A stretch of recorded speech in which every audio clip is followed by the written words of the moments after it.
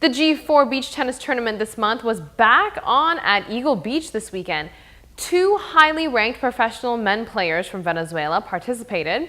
It wasn't easy for them to get here due to certain travel restrictions in Venezuela, but say it is well worth the hassle to participate in the tremendous sporting event.